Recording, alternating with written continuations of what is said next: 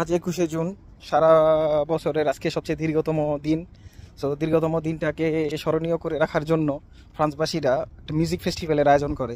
তো তারই ধারাবাহিকতা আজকে সমগ্র ফ্রান্স জুড়ে মিউজিক ফেস্টিভ্যাল চলতেছে এবং আজকে অফিসিয়াল সামার, যেটা ইউরোপের, আজকে থেকেই সামার।